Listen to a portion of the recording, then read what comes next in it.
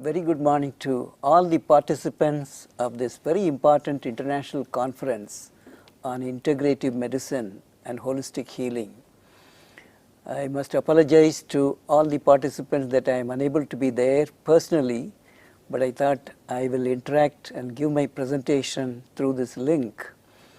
And I am so happy that Dr. Sachin Gupta, the Associate Director at the Max Hospital, Mohali, and Ms. Nimrit Nain, they have taken initiative to hold such an international conference where you are bringing all the medical practitioners, the allopathic systems, and also yoga, naturopathy, acupuncture, and many other disciplines, Ayurveda, Siddha, Unani.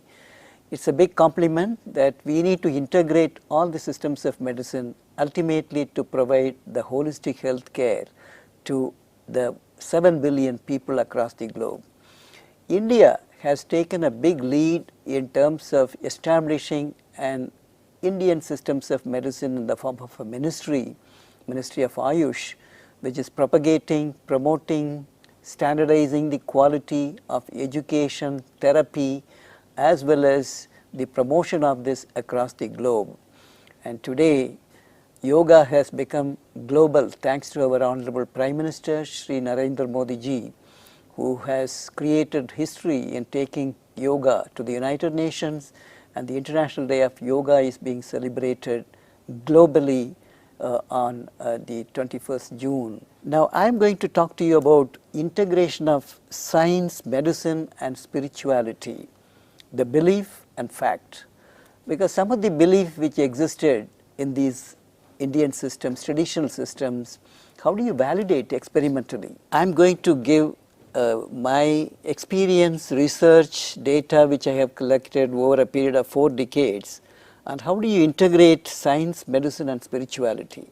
What are the scientific and the philosophical or belief aspects of it? Science is a double-edged sword. You can use it for constructive purposes as well as it can destroy. So it's a double-edged weapon. But spirituality is a great power for balancing mind and body, to provide a positive thinking, positive visualization. Yoga and meditation can create that unification. And in the spirituality, I would like to say that we are just not human beings looking for the spiritual experience. I believe that we are spiritual beings who have come to this world to have human experience. So there is the science and spirituality are the two sides of a coin. When you look at the scientific spirituality is the unification of the two, which is desirable for this universe to come into existence. Actually, our sages, rishis were scientists of consciousness. They were actually scientists. They were experimenting on themselves. They were experimenting through their mental capabilities. Let knowledge come from all sides. This is what Rig Veda says. So this indicates that those sages were also actually scientists. Spirituality has a higher dimension, and if you look at science, it has a theoretical aspects and an experimental aspects. Similarly, spirituality has got a philosophical aspects and religious aspects. What is science? We are doing experiments to realize ultimate truth. Same way, spirituality is also looking at how do you realize ultimate truth. Only the path, the methodology adopted by these two are different. The science deals with experimentation to realize the truth, whereas spirituality uses experiential learning to understand the ultimate truth. So where do we link the science and spirituality? It can be linked at the level of silencing your mind. So once you silence, the link between science and spirituality comes. When you say Gayatri Mantra, Om Bhur Bhuvatsvaha Tatsavidur Varenyam Bhargo Devasya Dhimahim Dhiyo Yona Prachodayat. So when you recite this, there is tremendous vibrations in the electromagnetic field of your Sukshma Sharir that happens. So this has been studied by experimentalists by using aura, and this was also reported in the study.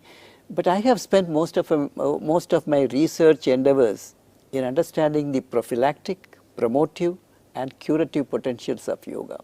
Yoga can prevent disease, it can promote your latent potentials, and it can also cure certain disease, particularly the psychosomatic disease. So I am going to give a glimpse of the scientific data collected over the last 4 decades in this field. Yoga is prophylactic. You name any disease, it will fall into any one of the 5 factors: the lack of exercise, dichotomy between mind and body, stress, pollution, and infection. Leaving away the genetically transmitted disease, you can attribute any disease to any one or a combination of these 5 factors. Yoga is prophylactic against all these 5 factors.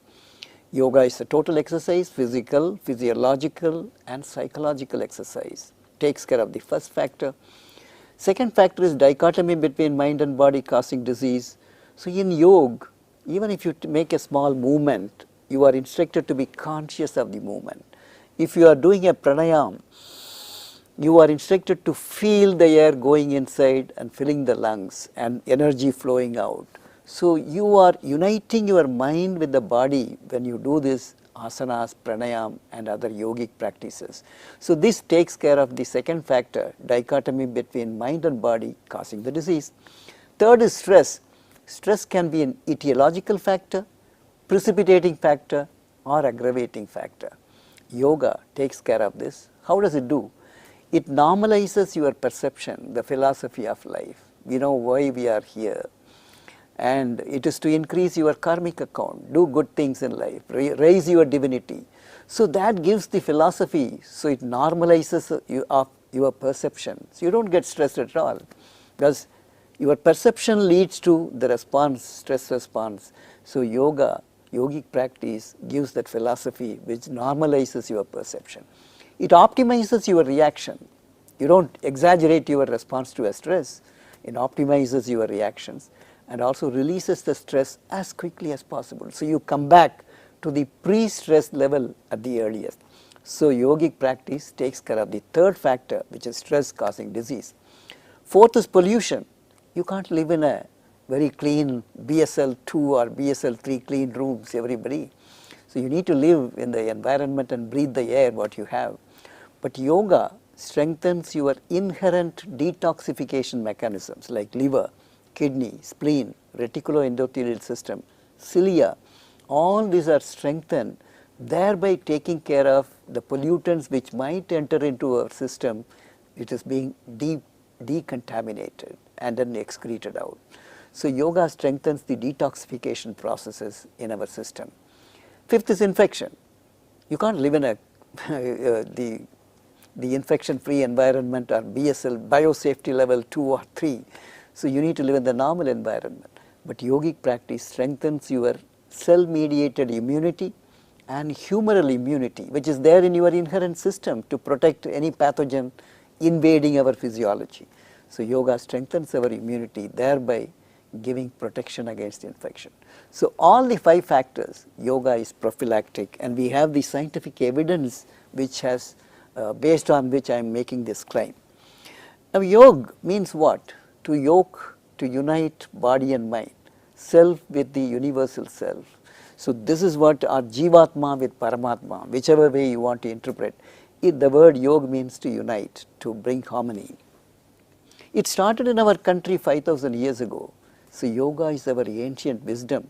So if we have been able to give to the humanity something unique, one of them is yoga through our rich ancient wisdom. And Patanjali is the one who compiled all the Yoga Sutras, and we have various sects of yoga like Karma Yoga, Jnana Yoga, Bhakti Yoga, Hatha Yoga, Ashtanga Yoga, Kundalini Yoga. So like this there are various sects, Raja Yoga. But ultimately all this lead to realization of higher consciousness, raise your consciousness. That is the objective of the yogic practice, whichever sect you follow. And our existence is in 3 levels: Sthula Sharir, Sukshma Sharir, and Karana Sharir. Sthula Sharir is the physical body which I can see, all of you, so physical existence. There is a level of intellectual existence, so Sukshma Sharir, or subtle existence. It's not only at intellectual, subtle level. There is also at astral level, the Karana Sharir. Why I am here through this interaction with you in this integrative medicine conference, there is a purpose So there is karana shariri, my existence for a purpose. So all this have to have a harmony if you have to have physical, mental and spiritual well-being. This yogic practice brings that, and even in your physical existence is at 5 levels: Annamaya Kosh, Pranamaya Kosh, Manomaya Kosh, Vijnanamaya Kosh, Anandamaya Kosh. So these are the 5 layers in which human level exists. So the spiritual evolution, yoga doesn't stop with just providing a good health, but it ultimately raises your consciousness, your divinity. So that is why the first level is providing good health, which is necessary to raise your spiritual evolution. The benefits of yoga through various studies which we have carried out with my team at the Defense Research and Development Organization and Amity Universities. And not only that, there are many reports, scientific reports and studies, papers available across the globe over the past about 5 to 6 decades. So when you look at all this, it has prophylactic, promotive and curative potentials, which I am going to talk to you. So there are asanas, pranayam, meditation. Most of the research which has been done encompasses these 3 dimensions, and we have looked at cardiovascular, respiratory, metabolic, cognitive and all other aspects with regard to the human health. Just reciting Om, there are reports that can produce phenomenal change in your physiology and the tranquility of mind. This is a study carried out in US. Now I am going to focus on what our team has done, our research team has done in the next 15 minutes. I will just give the glimpse of those results. We have given it on the soldiers. We have taken 100 soldiers in the control group who do the routine physical training program for 1 hour, and another group, experimental group, does in place of the physical training, they do yoga exercise, and a third group where we have combined the physical training in the morning they will do yoga, in the evening they will do physical training. So it's a combination of yoga and physical training. So there are 3 groups. We have measured the physiological, biochemical, psychological, clinical parameters in these people during the 6 months period of their practice. Every month you see how these parameters keep changing in all the 3 groups. Just to give the glimpse of the parameters, I have just shown some of the laboratories here where we have done controlled experiments like measuring their cognitive functions, electroencephalogram, electrocardiogram, heart rate variability, functional MRI, putting the soldiers in a cold chamber, measuring their cold tolerance, putting them in a hot chamber with exercise. How do the cardiovascular, respiratory, metabolic responses happen in these 3 groups? So we have carried out well-controlled experiments, and the uniqueness is the soldiers, they have a standardized quality of life, their physical routines are decided, their dietary intake is controlled, regulated with a particular calories composition. So we have whatever outcome of these results are highly reliable, because these parameters will influence your physiological or psychological responses. So that is the uniqueness of the study which we have carried out in the Defense Research and Development Organization. Now to give just the salient aspects of the results, what yoga practice, this slide shows the heart rate. Initially it was at 70, now it has come to 58 or 60. So your heart, when it was functioning 70 beats per minute, now it is pumping only 65, the heart takes rest. So the wear and tear in the system will be much less in the people who practice yoga, because yogic practice builds the cooling system of the body, which is known as parasympathetic system. The heating system is sympathetic. So yogic practice, instead of bringing the sympathetic activity, it brings down the sympathetic activity and builds the parasympathetic activity or vagal tone, thereby bringing all the physiological functions to the lower side of the normal range. This will reduce the wear and tear. It's a conservation. Yoga is conservation of energy. And then because of this, it has a greater buffer to react to stress. Suppose you are already on the top of the normal range, your systolic blood pressure is 140, you will be shooting to 180. But if your systolic is at 110, you are going to reach about 140.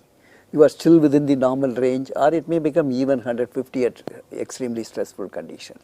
So you see, it gives a greater buffer for people to react during stress because you are on the lower side of the normal range.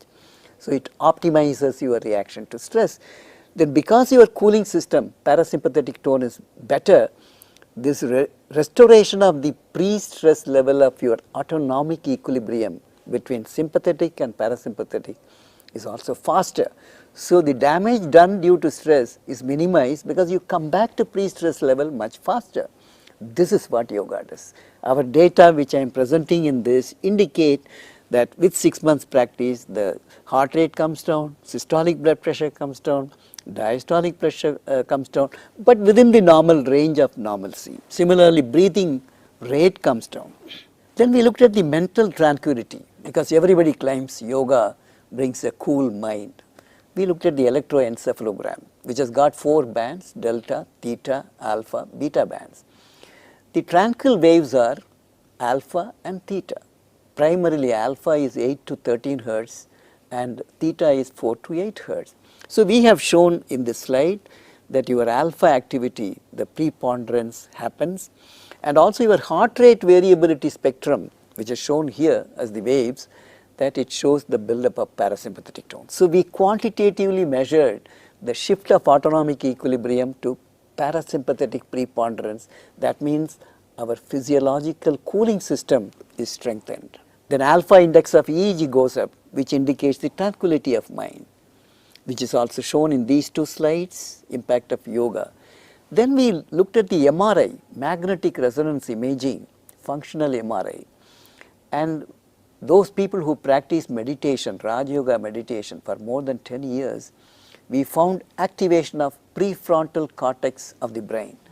Prefrontal cortex of the brain is very important for decision making, intuitive thinking, and also looking ahead, perspective planning.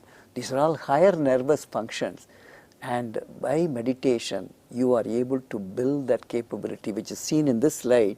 There is an activation in the prefrontal as well as occipital part of the cortex, which is shown in the functional MRI of the practitioners of meditation. Now, heart rate variability also indicates during meditation that you have a relaxation, but it is alertful relaxation. That is what is important. It is not sleep, it is an alertful relaxation. Then we also measure the body flexibility. If somebody starts at the age of 45, middle age, can that benefit to increase the suppleness of the body, flexibility? So we measured at various joints like shoulder flexion extension and elbow, then neck rotation, and also we measured the angle of rotation, extension, flexion, then trunk flexion extension. We quantitatively measured by using goniometer, and we found that even if you start at the middle age, between 40 to 45 also, it increases the body flexibility, which is very important to remain active, usefulness, and also prevent your musculoskeletal disorders like low back pain or the cervical pain. So this is important. This slide shows that the body flexibility improves after 6 months, 3 months and 6 months of practice, that the body flexibility increases. Then we put these people on a bicycle ergometer and treadmill, and we measured, we gave a quantitative workload to the people to exercise at the particular workload, sub-maximal level of workload, 40% of their maximal. Then we were measuring how does the cardiorespiratory, metabolic functions happen during the exercise. So we measured their cardiovascular respiratory functions. Then we also measured the lactic acid, which will indicate the anaerobic metabolism. So whenever your system goes into oxygen debt, that means you are giving energy, you are getting energy, but not through aerobic way, but it is through anaerobic way. That time the lactic acid, pyruvic acid, all this go up. So we have found in the yoga practitioners, the rate of buildup of lactic acid is much slower than a normal control group. That means he will be or she will be able to sustain that submaximal level of work for a longer time. So thereby the fatigue onset will be much less. So that's why you will see people who practices yoga, meditation, they are working in a relaxed way, and they will work for a longer time without fatigue, without stress. So this is what this slide shows, the rate of build-up during exercise is much slower than in the normal people. It may be much faster. This is shown in this slide. Then we looked at the biochemical profile. What happened to resting or basal blood glucose, cholesterol, total proteins, lactic dehydrogenase, lipoproteins, and also dopamine beta hydroxylase, which indicates the sympathetic activity, and also hormones like plasma cholinesterase, then the metabolic end product of cortisol. All this we measured. This slide shows that yogic practice bring all the functions, whether it's glucose or cholesterol, to the lower side of the normal range. So there is a hypometabolic state is produced by yoga practice, thereby there's a conservation of energy. This is what is this table indicate. Then we put these soldiers into cold chamber, 10 degrees, with no clothing for 2 hours. There is only shorts on. Then we measure their core temperature, mean skin temperature, shivering by recording electromyogram, which will indicate the muscular activity of shivering. Then we measure their oxygen consumption. So what we found, that yoga group maintained the temperature falls, core temperature falls in both the group, but relatively yoga group maintains a higher core temperature, that is aura temperature, intraoral temperature we measured. And so that indicates that yogic practitioners are able to maintain a higher temperature, better cold tolerance. And then we looked at how it was achieved. Then we looked at the mean skin temperature. That means the cutaneous circulation, the circulation to the periphery, the skin. How is it in both the groups? It was almost the same. So this higher maintenance of temperature was not achieved by vasoconstriction of the blood vessels or reduction of the blood supply to the skin, but it was achieved by heat production. It is not by heat conservation, but heat production. There are 2 methods of heat production. One is by shivering you can produce heat. The other one is metabolically and without shivering, non-shivering thermogenesis. So we found through these slides that this was achieved by non-shivering thermogenesis, because EMG showed, electromyogram, that shivering started much later and was of a lower magnitude in the people who practiced yoga. So that is why we see yogis living in mountains. When we put too many layers of clothing, they just put a linen and they just keep moving around at sub-zero temperatures. So this is what is even a common man like a soldier can get. Soldier is in uniform and we are not in uniform. That's the only difference, but the physiology is the same.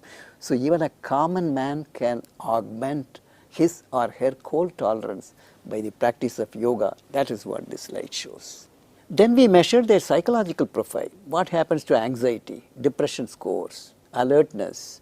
So we measured them quantitatively by using standardized psychological tests. So what we found, the anxiety level comes down. That is, state and trait anxiety goes down and depression scores goes down. So you always live lively. So depression score, this is what the histogram shows. Your concentration goes, attention goes up, and also vigilance goes. Your mind is vigilant, alert. So this is what is the 4 histogram which I have shown in this slide. So yoga not only has physical benefit, but it has got psychological benefit of improving your cognitive functions, concentration, memory, learning efficiency, eye-hand coordination, which is psychomotor performance. These are all vital for everyone, not only for soldiers or pilots who have to fly a fighter aircraft, but it is important for everyone. So yogic practice does improve these cognitive functions. Then we also looked at diabetes is in the rise. So can yogic practice prevent the incidence of diabetes? So we looked at the glucose tolerance test. In the normal people, they are not diabetic patients. Then we looked at how does the carbohydrate handling mechanism happens. GTT, you give a load fasting, you give a load, known load of glucose, see how the body handles for 2 hours. So this is what is GTT. We found that the rise due to this glucose load is optimized and clearance is much faster. So that means your carbohydrate handling mechanism is much strengthened by yogic practice. This is what is shown in this graph. Then everybody claims yoga is good for hypertension. It brings the blood pressure. But we addressed how does yoga brings the blood pressure back to normal level. So we had the hypothesis that if you have to establish hypertension, you have knocked down, you have to knock down the sentinel, the chowkidar, keeping a watch on your blood pressure. That is known as baroreflex sensitivity. There is a receptor in the carotid sinus, which is the blood vessel which supply the brain, the blood. So there, this receptor is a baroreceptor, responds to pressure variations. So we measured, we found that this receptor goes sluggish in hypertensive patients. Then can we reactivate this sluggish baroreflex? Can we wake up this chowkidar, who will in turn correct the whole process of the blood pressure maintenance? So this is what is the experiment we did. So what we did, we took 40 of the essential hypertensive patients, divided randomly into two groups, control group and experimental group. Control group was put on a tilt table, a table which is tilted 70-degree head up or 45-degree head down. So we put the patient has to lie down on the table, and the table is tilted 70-degree head up or 45-degree head down.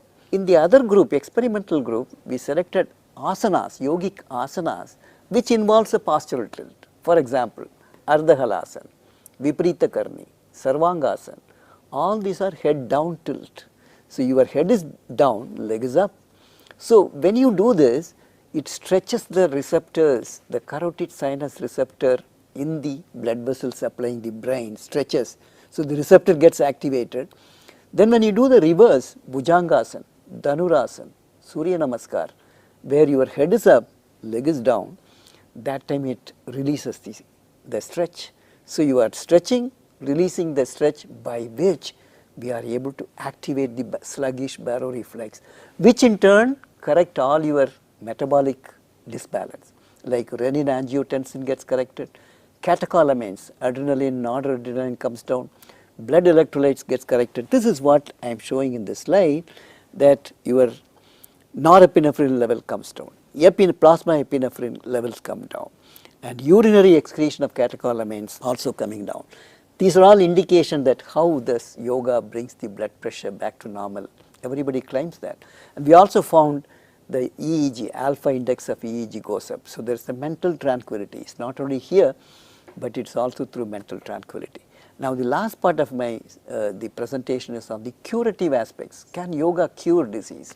Because everybody claims that yes, psychosomatic ailments particularly it can help. So we looked at coronary artery disease. Coronary artery disease is the blockade of the coronary vessels supplying the myocardium, the heart muscles. So we found that those people who had even 70% blockade, we demonstrated through our experiments on Raja Yoga as well as lifestyle intervention, which included regular aerobic exercise of walking morning half an hour and evening half an hour, and low fat, high fiber diet, which is 15% fat and high fiber through vegetables, sprouts and also fruits. So increase the fiber content of the food, and then Raja Yoga meditation. Through this lifestyle intervention, we were taking care of 3 risk factors. One is the sedentary living, you are taking care by walking. And the other one is dyslipidemia, where you have the LDL going up and HDL going down. So we had to correct the dyslipidemia, which is another risk factor. Third is stress. So we took care of stress by meditation, Raja Yoga meditation, and the dyslipidemia by a diet control, and the lack of exercise, sedentary living, by making them exercise by walking. What we found in this slide I am going to show, that all the functions, we measured many parameters, but I am showing 1 or 2 parameters. One is the stress level comes down, the lipid profile gets normalized, then the melatonin rhythmicity, which is important to control the tranquility. So we found melatonin rhythmicity gets corrected. Then we measured the angiogram, coronary angiograms, which will indicate actually the blockade. And in this control group, there is progression of the plaque, whereas in the experimental group in the next slide, 78.85% blockade which was there when we started this lifestyle intervention. But after 2 years, we found this block has become 47.02%. So you see what a remarkable, from 78% to 47% blockade. So the perfusion improves in the myocardium. So the coronary angiogram we did on 524 patients, and then they were randomly divided into control group, which is a conventional medical management, and in the other experimental group, we gave the lifestyle intervention. So this is how we had demonstrated in these angiograms. Here is a patient, 89% blockade in the coronary vessel. Now after 2 years of this intervention, 41%. So this is a very remarkable change in the coronary artery disease. First time in the world literature, our study indicated coronary artery disease regression. Even Dean Ornish showed only arrest of the progression of the disease by keeping the patients captive in a hotel, putting them in a regimented control of schedules, but here we left them in their natural environment of home. So this is a very unique study which we published in the Heart Journal. Now this shows the mechanism, how does this lifestyle intervention brings the whole normalcy. Now the last part is Agnihotra. Everybody, Havan, we perform Havan. We did experiments on this. When you say Suryaya Swaha, Suryaya Idam Namama, Prajapate Swaha, Prajapate Idam Namama. This Agnihotra is recited in the morning at sunset, exactly at sunset. Suppose in Chandigarh, if the sunrise takes place at 5:57, so this has to be done exactly at that time. So the time is critical. Then you have a reverse pyramidal vessel, copper pyramidal vessel. You put the cow dung, cow ghee and full rice with ghee. You recite exactly at the time of sunrise and then put it there. And then we found when we were recording electroencephalogram, which is 10 to 200 microvolts is the strength of the EEG. Your ECG is 1 millivolt. So these signals, we found suddenly all these needles were showing DC shift, indicating the body is acting like an antenna, harnessing a very high level of energy coming to them. So when you are recording EEG, suddenly it shifts like this because this is what I am showing in this graph. How does the shift occurs in the Agnihotra when you perform, and this indicates that your body, like an antenna, harnessing a very high level of energy coming at that time, which is harnessed, funneled into the Agnihotra vessel, radiated back to the environment, which is picked up by the body like an antenna. This is what I have shown in this recording, where you see how does these neurophysiological parameters be measured, the alpha index, you see the disturbance, and also the compressed spectral array indicate. After it stops, then you have relaxation. This is what is shown in this slide. And then we also measured their galvanic skin resistance. That also showed a rise indicating a relaxation of the body and mind. And this is what is given in the form of the table. And finally the message, the last slide, blend science and spirituality for a holistic healing. Because if you treat only body, it's not a holistic healing. Because your problem, the disease causing factor may be in mind. So it is always necessary to have a mind-body approach to have a holistic healing.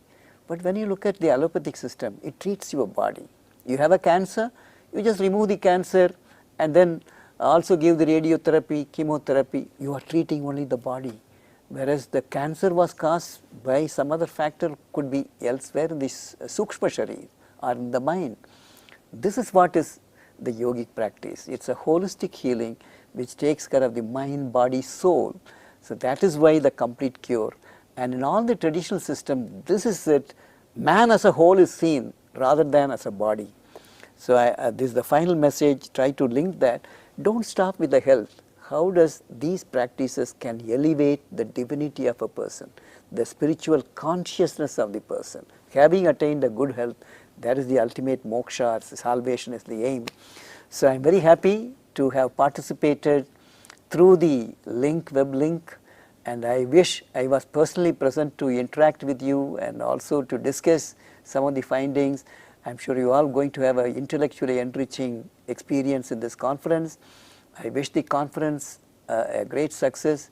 Again, Sachin Gupta and also Nimrit, congratulations on your endeavor and taking part in this to organize such a massive important event. Spread the message globally. Ultimately, the whole globe look at how this integrative medicine is important for the humanity to provide a positive health care. Thank you very much.